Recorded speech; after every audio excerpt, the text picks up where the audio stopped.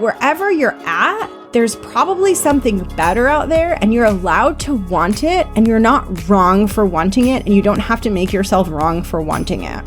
I believe that building wealth is one of the sweetest gifts that we can give ourselves as women because it creates freedom and choices. For many women, they do want to climb the ladder. They do want to build wealth. They do want to make more money. They do want that growth, but they're either scared to admit it or they're afraid that it's not possible for them. Welcome to The Art of Speaking Up, a podcast that helps professional women access the limitless potential that lies within them. I'm your host, Jessica Guzik, and my mission is to help you find that spark inside you that has the power to transform your career in ways you may not have thought possible. I'm so excited that you're here. And now, on to the show.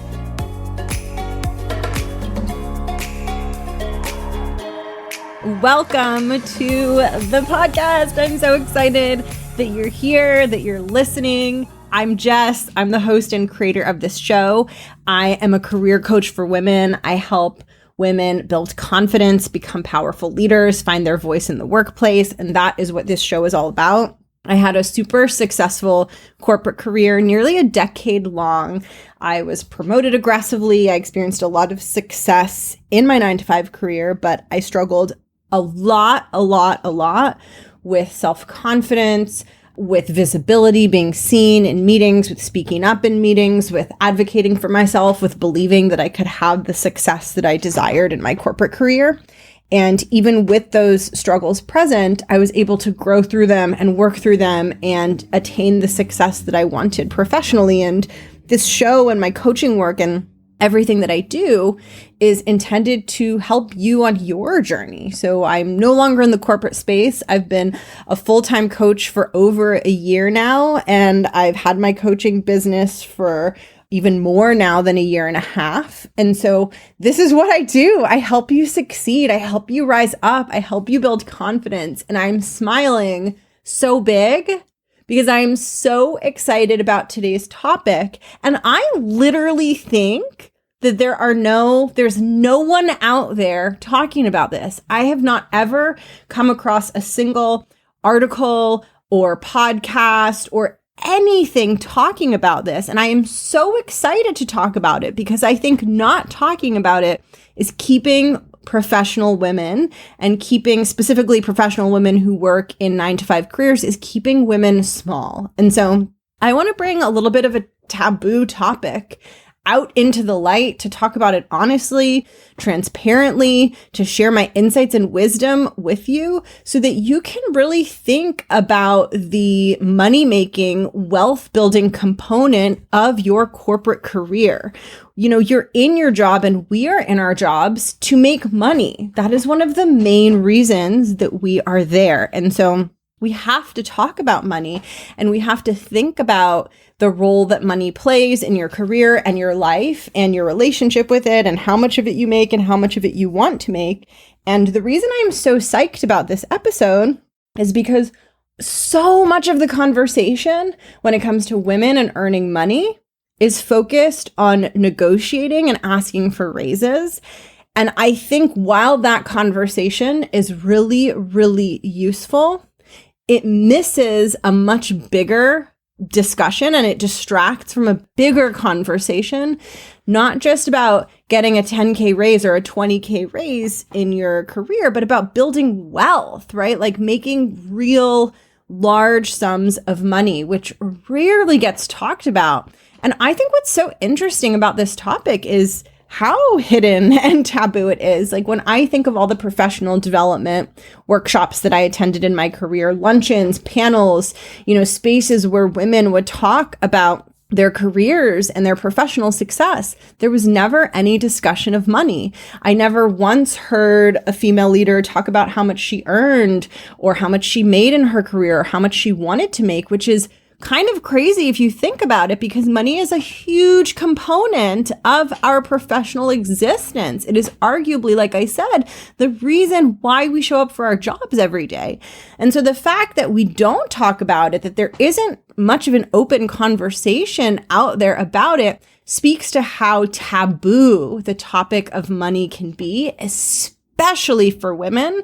And so I'm excited to talk about it, to make it a little bit less taboo and hopefully to expand your mind and help you see what is possible for you and help you get clear on your true desires and what you want. So this is going to be a 2-part series.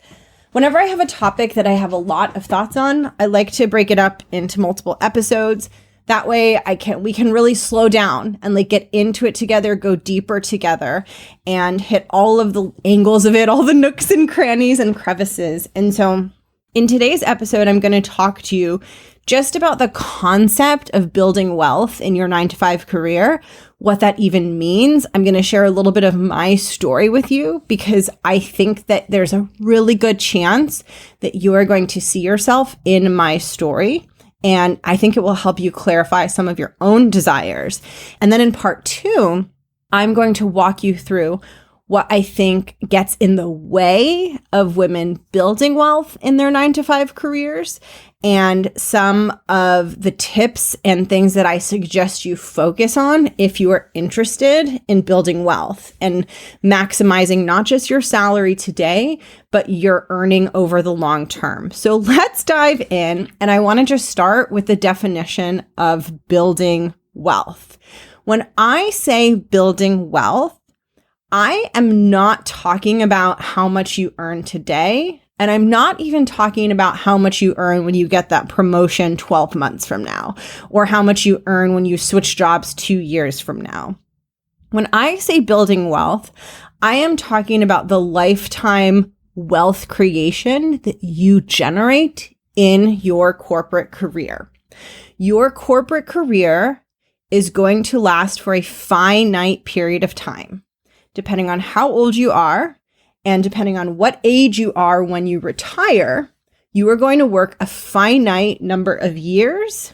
And once those years are finished, you will have generated a finite amount of wealth. Now, this is different. This is distinctly different. What I'm talking about on this podcast episode today is different than the conversation around raises and negotiation and asking for more in your role. Yes, I think it is so important to negotiate hard when you get a job offer. And that is something that I could talk about all day long. Yes, it is so important to ask for raises when you realize you are underpaid, which there's a really good chance that you are. And yes, I feel super passionately about that topic. However, to me, there is a whole other part of the conversation that doesn't get talked about, that is a completely different conversation. And that's a conversation around the wealth that you're able to build when you're on a track to leadership and when you're on a track to an executive position. So you can have a career where you negotiate the crap out of every job offer you get and you ask for raises like crazy, even if you were so good at that. And even if you totally, absolutely maxed out every single opportunity you had to ask for a raise, there is no way that you could out-earn someone who is getting promoted cycle after cycle and moving into executive positions. The reason for this is because there's an exponential growth curve for salaries as you get into higher and higher positions. So if you're, let's say, starting at level 0 in an organization, and let's say your first year in your job, you make $75K. Your first promotion, you might get a $10K bump, and then you might get a $20K bump, your second promotion, and then you might get a $30K bump. Once you start to get into upper middle management and executive roles, your pay bumps get way bigger. So we go from 10K or 20K pay bumps to 50K, 100K, multiple 6 figures. And depending how high you go and what size company you work for, those numbers get into the millions. And I think what is so important to point out is that the wealth you create is not just about you getting really good at negotiating and asking for more every single time you have an opportunity to do that, but it's going to come from you being on a path to an executive or a leadership role. You could be the worst, you could be like a shit negotiator. Like you could be horrible at negotiating and asking for raises. But if you get promoted up into higher levels, director, senior director, VP, SVP, etc., you will out-earn someone who has not had that same growth. And not only will you out-earn them, but you will be able to build wealth in a way that is not possible when you don't elevate into those higher leadership positions. This is so important to talk about because in the conversation around women advancing, women rising up, women becoming leaders, we rarely talk about the wealth building component. We rarely talk about how essentially if you elevate into executive and leadership roles, you become rich. Like that is a thing that happens. Now, obviously, it depends on where you live and it depends on what your lifestyle and expenses look like. But in general, as you get into those higher and higher positions, you earn way more money. And I think that this doesn't get talked about because I think money is a really controversial taboo topic. I think there's a lot of feelings of shame surrounding the topic of money. But I think it's incredibly important because money equals choices. Money equals empowerment. Money equals freedom. So whether you are someone who's really into money or not, if you're into having choices and options, money is a vehicle for that. And I believe that as women, we are more autonomous and we are able to take up more space in our own lives when money doesn't constrain our decision making, right? And of course, I'm speaking both from a place of me holding a ton of privilege around this topic. And of course, it is very privileged to be even in a position where you're listening to this podcast and you have the time and space to think about this topic. Not everyone does, right? There are a lot of people in the world that are just focusing on getting by, people living paycheck to paycheck, people living even below those means.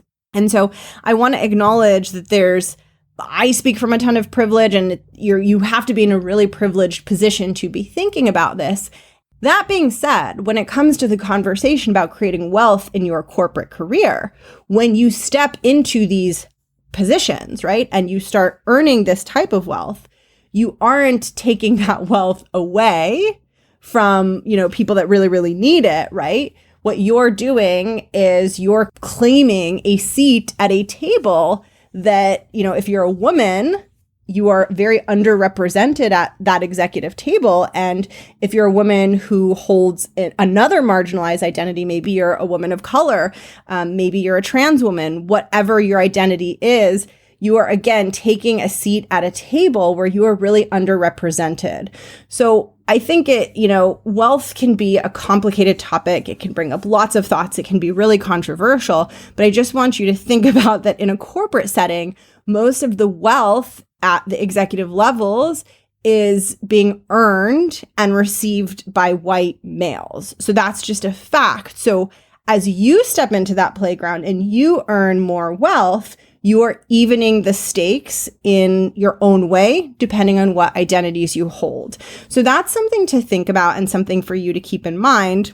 And so what I wanted to talk about today is what is possible for you and what is out there. So now that I've defined this idea of what it means to generate wealth, which is to be on a path to leadership and on a path to an executive position, I wanted to share with you what that looks like, what's possible, and a little bit of my story. And so what I was thinking was what better way to help you see what's possible than to do some research and throw some numbers at you, right? Because I can talk all day long about how it is awesome to earn wealth and to be on a path to creating wealth, because that's the path that I was on and it enriched my life in so many different ways. What better way to help you understand that than to share numbers? And so here's what I did. I pulled a few different numbers, real numbers of real salaries at early executive levels to mid and late executive levels. And so what I want to share with you is a little bit of what that looks like, because when I was early on in my career, I didn't understand that this type of earning, this type of money, this type of wealth was available to me. And in fact, let me start off with my own story before I share the numbers with you, because I think it's going to help you get in touch with your own experience more deeply and your own thoughts about creating wealth in your corporate career. So when I entered into the 9-to-5 workforce, I entered into the workforce with around $200,000 in student loan debt. So I was very privileged to not have any undergraduate debt, but I had debt from law school, and with tuition and living expenses for all 3 years, I was clocking in it was very close to $200,000. And I was earning a 6-figure salary in my first job. It was in the low 100K. That was my base salary in my very first job as a management consultant.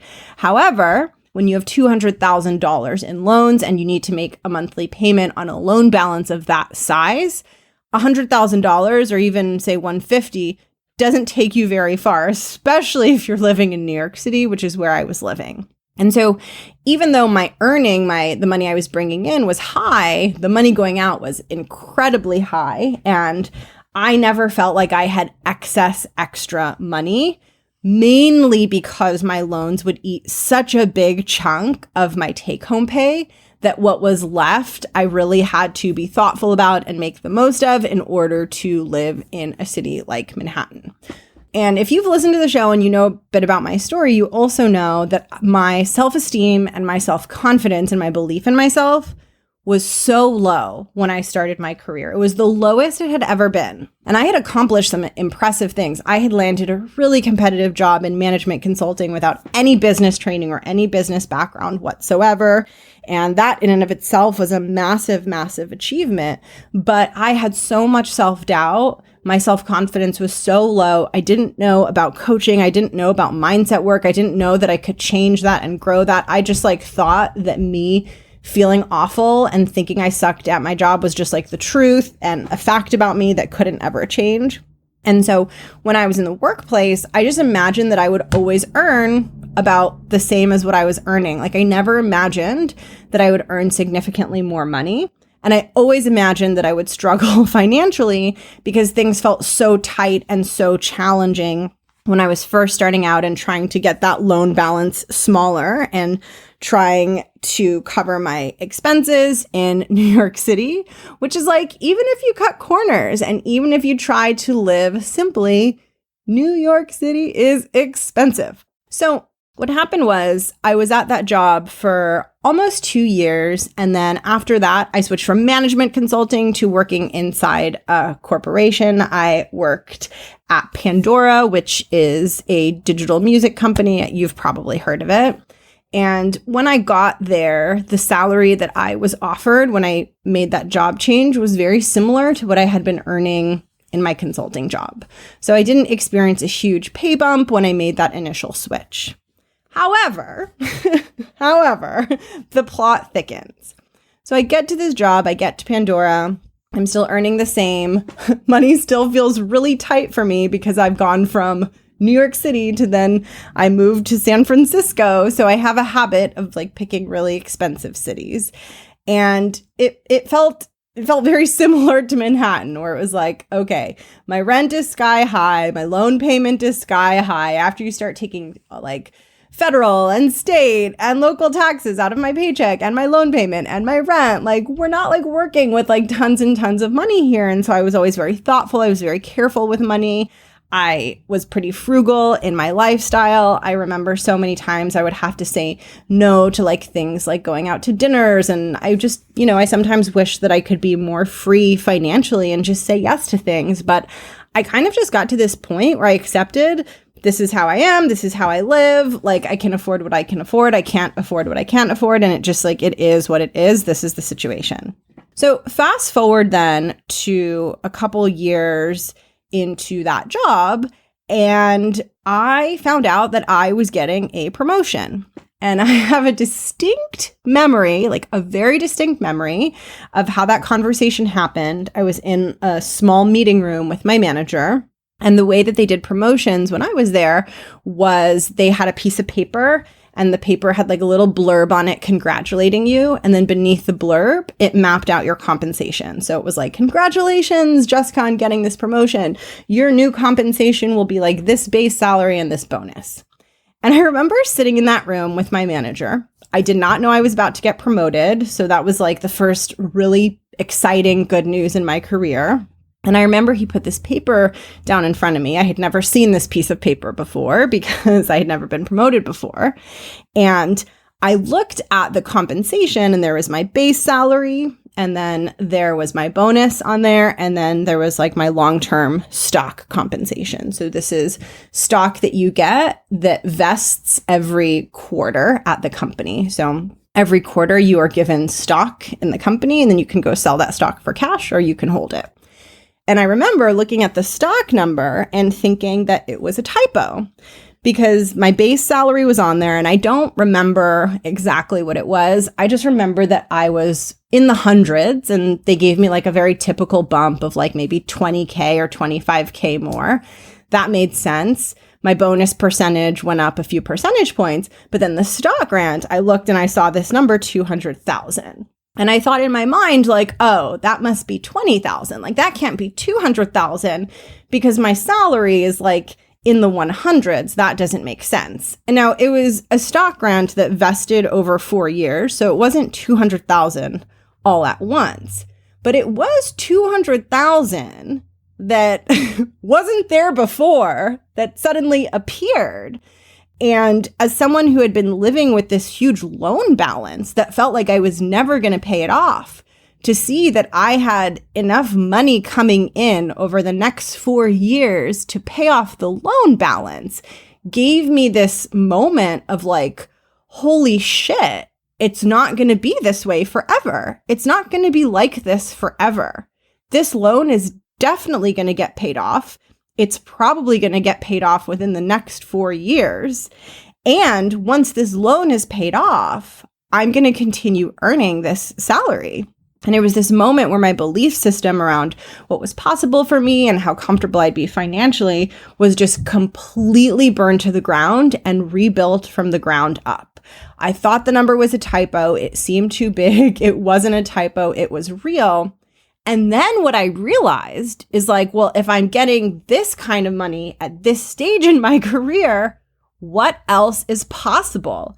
And suddenly I felt this fire in my belly of like, if I show up for this and do a good job and play the game well and give it all that I've got, it could get even better. Like it could get even better and sweeter than this. And my motivation and my satisfaction and my excitement in my role and about the work that I did went through the roof because now I was not only doing interesting work that I loved, but I was earning what felt to me like a shit ton of money. Like it just felt like, oh my gosh, how is this real? This feels so fun. This feels so amazing. How is this my life?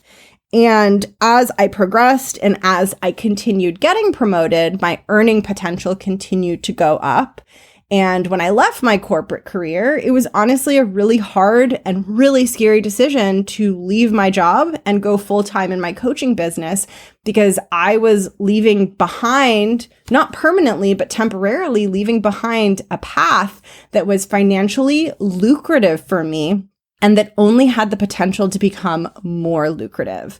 And I feel like because I started my career with so many loans and not much disposable income at all, I had a deep appreciation for the amount of money that I earned.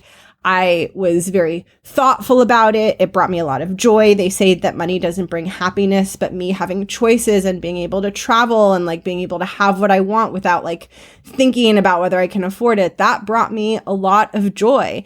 And I got to a point where I felt like this money was coming in. I didn't have a place to spend it. Like I wasn't necessarily at a place where I was like going to buy a house or have any major expenses. And so then I started donating money and I started giving money to causes that fill up my heart with joy and made me feel like, in my time on this planet, I'm having a positive impact and I'm improving people's lives. And so I just got to a point where it was all feeling really good. And there was more to be had and there was more money to earn. And the reason that I'm sharing this with you is because I think that there's quite a lot of taboo and shame around like wanting to earn a lot of money and wanting to build a lot of wealth. And I think until we start talking about it, I don't think that taboo and shame is going to go away. And I think that taboo and shame is what keeps so many women from acknowledging that they want to earn a lot of money, that they want to be wealthy. And it ultimately, I think, keeps a lot of women from creating that wealth. And so I want to share this with you for you to see what's possible. And also, hopefully, for you to give yourself permission to want what it is you want, right? And when we desire wealth and when we have a desire inside to make a lot of money, we don't need to do it in a destructive way. We don't need to make our money in a way that harms people, right? Like we get to earn our money in the way we want to earn our money, and we get to use our money in the way we want to use our money. And I personally don't believe that wanting to be wealthy says anything about your ethics or morals as a human. I think those are two separate things. There's your ethics and morals as a human, and there's how wealthy you want to be or how wealthy you are. And in our culture, those things can get very conflated because there are a lot of very unethical, wealthy people out there, right? So those exist, but one does not necessarily cause the other. And I share with you my journey again so that you know that wherever you're at, there's probably something better out there and you're allowed to want it and you're not wrong for wanting it and you don't have to make yourself wrong for wanting it. I believe that building wealth is one of the sweetest gifts that we can give ourselves as women because it creates freedom and choices. And one of the things that is constantly a battle for so many women is feeling like we don't have the freedom and choices that we want. And while money doesn't solve every single problem, when you have abundant amounts of money and a lot of wealth, it does solve many, many problems. It helps you get your time back, right? It helps you get additional support and childcare, additional support around the house. It helps you not have to stress when certain expenses come up. You get to live your life and make choices in this very free manner that helps you be more present and show up for your life as the best version of yourself and show up in the way that you actually want to show up. Wealth is the reason that I was able to start my business. The reason that I was able to leave my corporate career and start my business was because I had accumulated enough wealth that I didn't need to stay in my corporate career, that I could take a risk on my business before, like while it was brand new, before it was earning a lot of money. I was able to do that because of wealth. And so I just want to open your mind to the fact that this is a possibility and to the fact that, negotiating salary and asking for raises is not the same as building wealth, right? When you're on a path to an executive role, when you're at a high quality organization that is helping you advance and that is moving high performers into positions of leadership, you are able to earn and build wealth in ways that you can't, even if you're the best negotiator, because there is an exponential growth curve in terms of how your compensation grows as you get into higher and higher levels. And I wanted to share numbers with you so that you can understand what this actually looks like and what this means. And then in part 2, I'm going to start to address some of the limiting beliefs that you might have, because you might be thinking, I'm not good enough at my role. I could never be in these higher level positions. Like I don't have what it takes. And so I'm going to talk about all the mindset stuff in part 2. So don't worry. So if your brain is like hearing this and being like, ugh, this isn't for me. I'm not smart enough. I'm not good enough. I could never have this, blah, blah, blah. If your brain is doing that, just know we are going to talk about that in part 2, my friend. We're going to talk about it. But for now, I just want to share numbers with you. And I want to share real numbers. So I'll tell you what I'm sharing. And this is just a smattering of numbers to just help you get a sense for the exponential growth curve. Because I see this so much with my clients who are in an earlier phase of their career. If they're in like the earning bracket of like between 80 and 150,000, let's say, like if they fall somewhere in there, I see that they're thinking about what they could earn and their earning potential is very limited, and they don't have an awareness that they could in the future be earning much more and that they could be building wealth. Like it's not even in their awareness. Just like it wasn't in my awareness when I got that first big raise and I saw that $200,000 on the piece of paper and I thought it was a typo and I thought it was supposed to be $20,000, right? I see that a lot in my clients too, where their brains just like don't compute numbers at that level because it doesn't seem possible. So I want to share some numbers with you. So what I'm going to share with you are a few data points for salaries at the director level, at the senior director level, at the VP level, and at the super duper executive level. Like we're talking like CEO, like some of the highest earners out there. So starting with director level, I'm going to give you data points from what my salary was at director level. And I don't have like hard numbers of like, this is what I was earning exactly every single year. But as a director in a 9-to-5 corporation, my salary, depending on what company I was at and like where my stock grants were at any given time, it ranged from a low of $300,000 to a high of close to $400,000, nearly $400,000, but not quite there. As I got closer to the $400,000 number, when recruiters would call me and ask me if I was interested in a position, I would state my salary expectation upfront on that recruiter call to test the market and to see if 400,000 was a number that recruiters would consider in range for my position. I did this because I knew I wasn't necessarily interested in switching jobs right away, and it was a way for me to learn what was out there in the market and to understand my worth relative to the market, which I totally recommend that you do. So if a recruiter calls you or messages you about a job and you talk to them and you know that you probably wouldn't take that job, I definitely recommend using that as an opportunity to throw a salary number at them and see if they say that it's in range, because it can help you see if you're underpaid. So that's what I was doing, right? And there's nothing wrong with that, by the way. Some of my clients are like, but I feel weird like talking to them if I'm not going to take the job. But it's like, but they don't feel weird like talking to you, and they're not for sure going to give you the job. They're talking to like 20 people for one job. So like, they're not worried about you. You don't need to worry about them, right? Like we got to look out for ourselves, right? Like a girl's got to eat, right? You know what I'm saying? Okay. So anyway, when recruiters would call, the number that I would throw out was 400,000 as what I was expecting for comp. The language that I would use on those calls, just so you can steal it and have this language in your mind, is I would say, thanks for reaching out. And then I'd say, just to be very transparent, my compensation is on the higher end. And so when I'm exploring potential new job opportunities, I like to make sure that I'm not wildly out of range for the job so that I don't get too far into the interview process and then find out that it's not going to work compensation wise. And then I'd say something like, I'm definitely flexible and am open to a range, but just to give you a ballpark, right now where I expect to be is somewhere near the realm of $400,000. And then I would just stop and be silent and let them react. And as I was towards the end of my corporate career, that was a number that I got yeses to. And I had a recruiter say, yep, that would work for us. We could definitely make that work. We should continue to move forward in the process. So just to give you a sense, right, that there are roles out there at director level that will get you to a compensation of $300,000 to $400,000. That includes everything. It includes base, it includes bonus, it includes stock and long-term incentive compensation, which is just extra money that you get beyond your bonus that vests year after year. And what I also did is I looked up some real salary data points for positions above director, because that was the highest position that I attained in corporate. But I wanted to also go higher and help you see what's out there. So we have the 300 to 400,000 range for director. And the data that I'm about to share with you is from a firm called Charles Harris.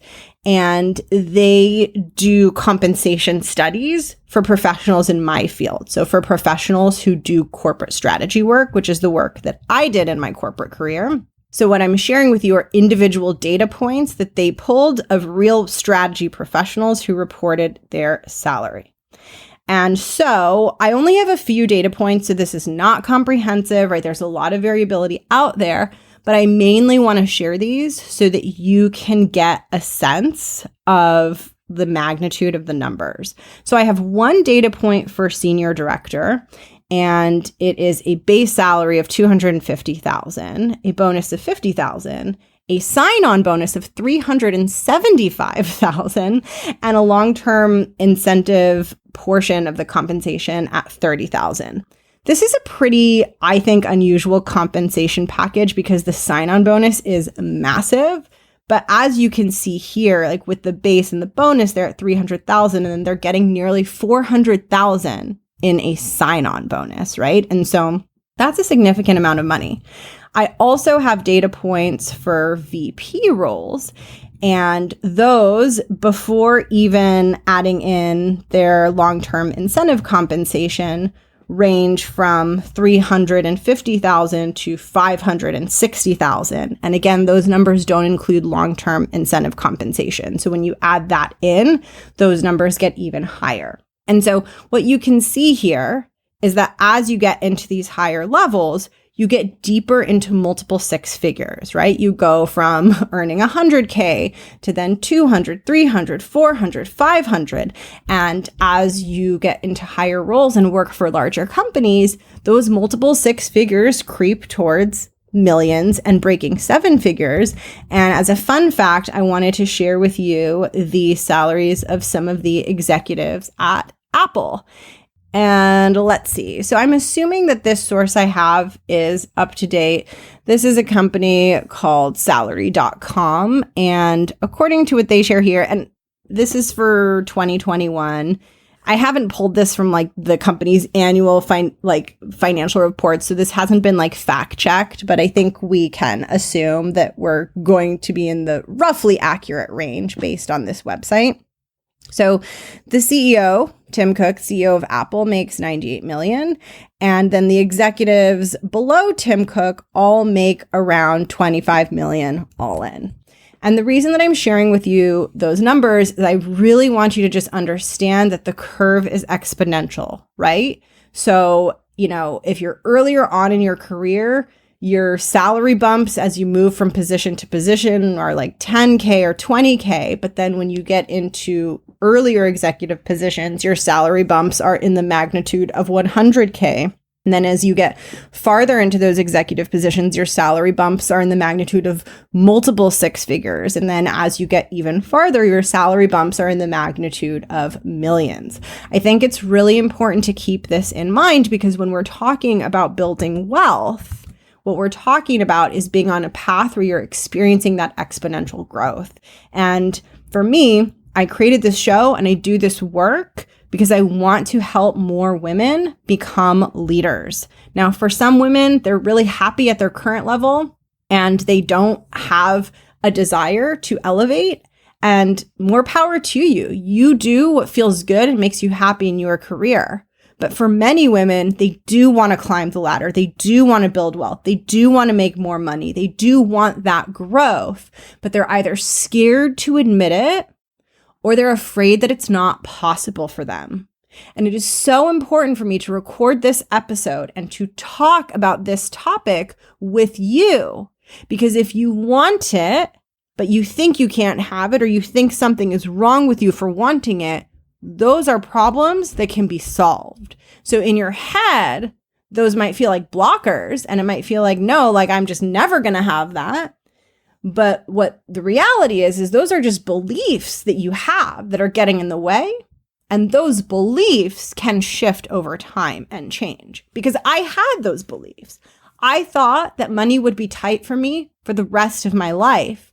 And that belief changed. I'm so grateful that belief changed because the quality of my life is so much higher now that I have options, freedom, and choices. And I believe as women, something we need a lot more of are options, freedom, and choices. And so if you're thinking this all sounds great, Jess, but this feels entirely unrealistic for me, and I can't imagine possibly elevating to that level. I don't deserve that. I can't have that. That's not for me. You must listen to part 2. In part 2, I'm going to start to address some of the beliefs that get in the way of you pursuing and building wealth in your corporate career. And I'm going to share my best advice for putting yourself on a path to building wealth. The way that I see it is there are these leadership positions out there and they're yours for the taking. If you're willing to do the mindset work, if you're willing to put in the effort, if you're willing to experience the inner growth that you need to experience to step into those leadership positions, then they are there for the taking. It might take some effort. It might take some time. It might not be the easiest thing you've ever done, but that is not the same as it being impossible. I have a Post-it that I come back to over and over again that is like one of my core mindset pieces that I love to work on. And it says, this is hard, but not impossible. This is hard, but not impossible. It is so easy for our brains to take something that is hard or that requires effort or that requires us investing time and energy and to bucket it into the impossible category without us even realizing that it is not impossible. We have just wrongly assumed that it is. And when we wrongly assume it's impossible, we make it a whole hell of a lot harder to actually attain. And so I'm going to be walking you through that in more detail in part 2 of this. And I feel so excited to bring this topic out in the open and support you in owning your desire to build and create wealth. And guess what? You get to do whatever the heck you want with it. It's yours. So whatever you care about, whatever is important to you, money and wealth just amplifies those things. I am so happy to have you here. I'm so pumped to get into part 2 of this episode. And if you want to take this work deeper and you want to take your growth deeper, head over to my website. If you go to jessguzikcoaching.com, you will be able to learn about and access so much stuff. First of all, I have an entire page of free resources where I have a free video course, free 99 on executive communication, which will help you become the woman who earns the wealth. And I also have a free ebook on assertiveness, which will also help you become the woman who earns the wealth. And when you're on my website, you can also learn about the different ways to work with me. One of my favorite things to do with my clients is to help them grow their earning power. There is nothing that feels better to me as a coach than when a client pays me a fee and together we get them a raise that is multiple orders of magnitude higher than the coaching fee that they are paying me. Not that money is the only thing that matters and the only metric that's important in someone's success. I don't believe that that's true, but I do gain an enormous amount of satisfaction from helping women expand what they think is possible for them in terms of wealth building, in terms of asking for the money they want, and in helping them actually attain it, make it a reality, and go after it. So if you want to get deeper into that, check out my website, jessguzikcoaching.com. I will link it below. Thank you so much for tuning in, and I will catch you in part 2. Bye.